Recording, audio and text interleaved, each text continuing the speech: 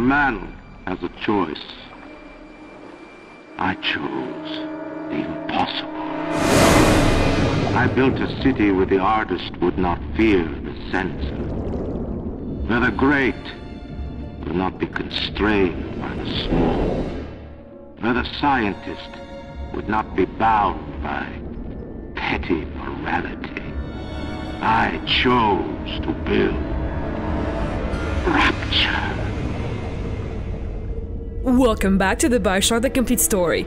In this episode, we'll be covering the overall plot of Bioshock 1, so don't expect much details, but if you have any questions for me, ask away. I'll be more than happy to answer them for you. If you'd like to get caught up on Rapture's storyline before listening to the game's plot, here's part 1 of our Bioshock Prologue. It gives you a general idea of what happened to the city before Bioshock 1 takes place, so you should check it out if you haven't already. If you're still around at that exact moment though, I'm going to assume that you watched it all or know it all, so let's get started.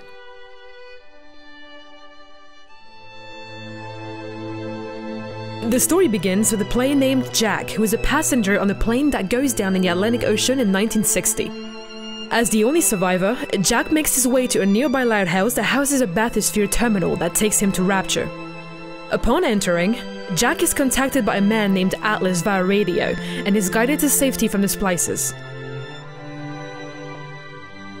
Atlas requests Jack's help in stopping Andrew Ryan, the founder of Rapture itself, directing him to a bathysphere where he claims Ryan has trapped his family.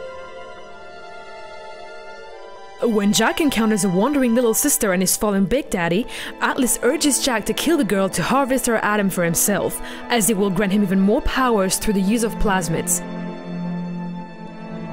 Dr. Tenenbaum overhears this and intercepts Jack before he harms her.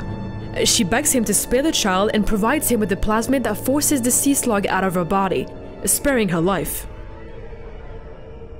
Whether to harvest or save the girls is a decision left entirely up to the player. Jack eventually works his way to the bathysphere to save Atlas's family, but Ryan destroys it before Jack can reach it. Enraged, Atlas, having nothing left to lose, directs Jack towards Ryan's mansion, battling through Ryan's splicers and facing against crazier citizens. Ultimately, Jack enters Ryan's personal office, where Ryan is patiently waiting for Jack by casually playing golf. And this is where the truth gets out. Are you guys ready?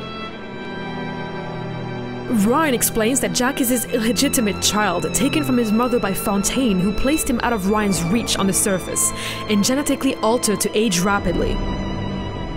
Jack was revealed to unknowingly be a sleeper agent, conditioned to accept the code phrase, "Would you kindly?", which would force him to blindly act out any instruction that followed the phrase.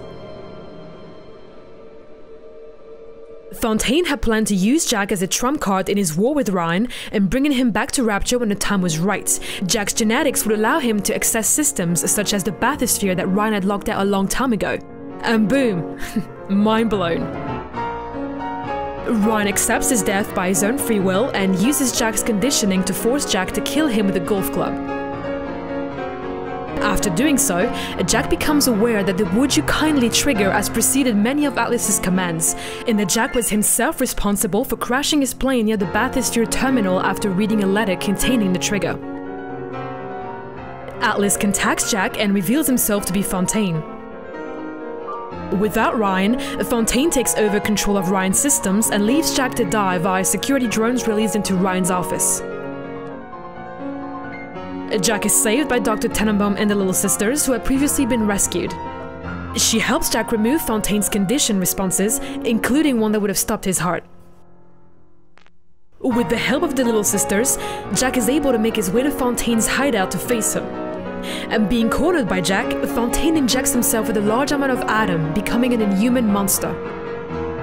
Jack is able to best Fontaine after fighting him and draining his excess atom 4 times, at which time the Little Sisters subdue Fontaine's body to extract the atom, eventually killing him. And this leads us to 2 possible endings. The good ending. If you rescued all of them, the ending shows 5 of them returning to the surface with Jack and living full lives under his care, with an elderly Jack on his deathbed surrounded by the loving embrace of the girls. And the bad ending. If you harvested and killed the little sisters, Jack turns on them to harvest their Adam and eventually becomes the ruler of Rapture. He then takes his Splicer army to the surface where he starts a war. I'm seriously hoping nobody got that ending, because if you did, you're fucked up. But you know, some people just like to watch the world burn, and I've come to accept it. I hope this wasn't too summarized for you guys. I would have loved to go into details, but I thought I would either bore you or lose you at some point.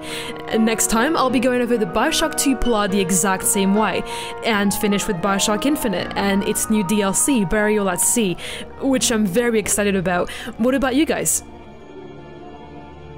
Don't forget to check out the other complete stories we have up. Some of them are completed and some are not. Subscribe for more of these complete stories and comedies that we put out weekly. We also have a Let's Play channel that I'll put the link of in the description below. You should check it out. And once again, thanks for your undying support, guys. We appreciate every single comments, likes, and subscriptions you guys give us. See you all next time. Cheers.